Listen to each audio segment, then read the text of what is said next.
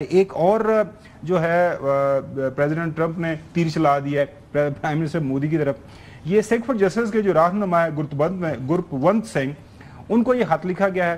اور آپ کو یاد ہوگا ان کی آرگنائزیشن کے کچھ لوگوں کو جو وہاں پہ کینیڈا اور امریکہ کے اندر ٹارگٹ بھی کیا گیا، ایک دو ہلاک بھی ہوئے کینیڈا کے اندر. کینیڈا نے اس حوالے سے کافی سخت ریئیکشن بھی لیا تھا.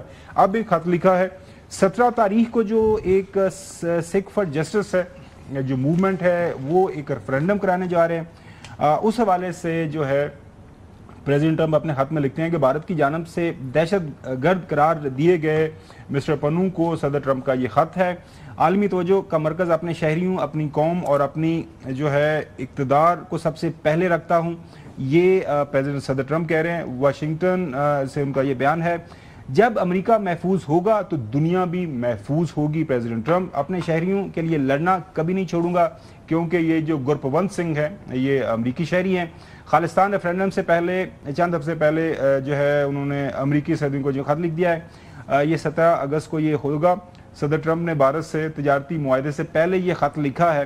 جو صاحب یہ کافی اہم خط ہے، اور پریزیڈنٹ ٹرمپ کے ظاہر ہے سگنیچرز اگر آپ نیچے دیکھ لیں، اور چیلنج کر رہے ہیں یہ کسی بھی حکومت کے حوالے سے ایسا خط لکھنا اور ان کو یہ بتانا کہ انسانی حقوق کا آپ کو خیال رکھنا پڑے گا. بین الاقوامی تعلقات کے اندر اس طرح کے خطوط کو آپ کتنی اہمیت دیتے ہیں جو صاحب؟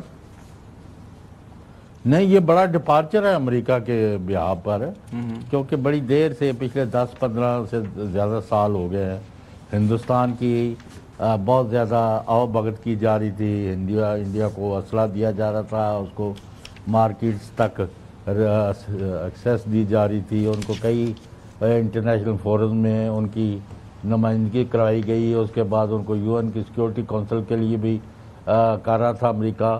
تو یہ سارے کے سارے جو ہیں اب وہ ری وزٹ کیے جا رہے ہیں، اور ابھی تک امریکہ کا عشق جو ہے ہندوستان کے ساتھ وہ کم تو نہیں ہوا. لیکن یہ جو انہوں نے امریکی ایڈوائز کو اگنور کیا اور پاکستان پر حملہ کیا پاکستان پر، اور پھر منہ کی کھائی، تو اس کی وجہ سے اس وقت ٹرمپ انتظامیہ جو ہے ہندوستان کے کئی معاملات میں ہندوستان کے خلاف اقدامات کر رہا ہے، اور اس میں مسلسل اضافہ ہوتا جا رہا ہے. اور البتہ یہ تو نہیں ہے کہ انڈیا کا سائز اور اسٹرینتھ اور سسٹم اور اس کی پاپولیشن جو ہے، لیکن یہ ہے کہ جو صاحب یہ ڈپلومیٹک ورلڈ کے اندر جو صاحب یہ ایک بہت بڑا ایک سیٹ بیک ہے جی، مائنس ان کے ہوتا ہے لیے ان کے لیے امبیرسمنٹ ہے. یہ بڑا ضروری ہے بھائی. ہندوستان لوگوں کا خون کر رہا ہے، امریکہ میں کر رہا ہے، کینیڈا میں کر رہا ہے، یورپ میں کر رہا ہے، UK میں کر رہا ہے، پاکستان میں کر رہا ہے، انڈیا میں کر رہا ہے. انسانی حقوق کی بدترین خلاف ورزیاں کر رہے ہیں.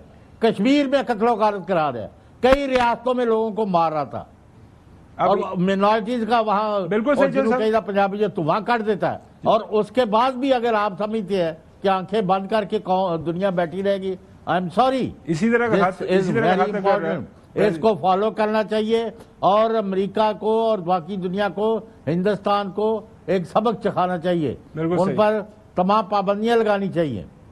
اس طرح کا خط اگر پریزیڈنٹ ٹرمپ نے اور نکال دیا کہ یہ جو آپ انکار کر رہے ہیں انڈیا والے، آپ کو شرم یا کوئی نہیں آتی، یہ سارا کال ریکارڈز پبلک کر دیں گے.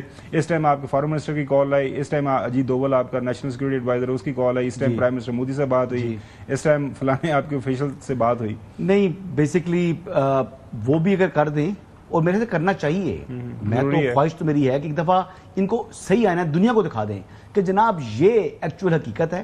کیونکہ پریزیڈنٹ ٹرمپ نے تو مور دین 2 ٹائمز یہ کریڈٹ لیا ہے، اور جو کہ ان کا کریڈٹ بنتا ہے. انہوں نے اس جنگ کو رکوایا ہے انڈیا کی ریکویسٹ کے اوپر، کیونکہ انڈیا نے ان تک جو ہے وہ ان تک پہنچے اور انہوں نے کہا جی کہ ہمیں بچائیں.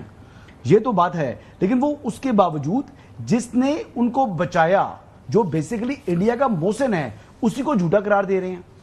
تو اگر فطری طور پر دیکھا جائے تو پریزیڈنٹ ٹرمپ کو غصے میں آنا چاہیے ان کے اوپر، کہ جو ان کی حرکتیں ہیں، جس طرح کی وہ اپنی جو ہے وہ بھرم رکھنے کے لیے پریزیڈنٹ ٹرمپ کو جھوٹا قرار دے رہے ہیں. دیکھیں، انہوں نے مڈل ایسٹ میں جا کے کریڈٹ لیا تھا، سعودی عرب کے اندر جو کھڑے ہو کر انہوں نے بات کی تھی، اور انہوں نے مطلب دنیا نے وہاں پر دیکھ رہی تھی ان کو. ابھی یہ پنو صاحب جو ہیں جن کو انہوں نے یہ خط لکھا ہے، انہی کو تو اسیسینیٹ کرنے کی کوشش کی تھی انڈیا نے. تو انہوں نے خط لکھا, اس کا جواب انہوں نے دے دیا. بالکل صحیح. اور یہ پنو صاحب جو ہیں یہ خالصتان تحریک کوئی یہاں پر اب رکنے والے نہیں ہے, بڑے زور سے آگے بڑھ رہی ہے. اور جو انڈیا جو چار ہے, میرے خیال سے پنجاب جو ہے وہ انڈیا کے ہاتھ سے انشاءاللہ نکل جائے گا اور ایک آزاد الگ ملک بنے گا پنجاب, جو انڈین سائڈ پنجاب ہے.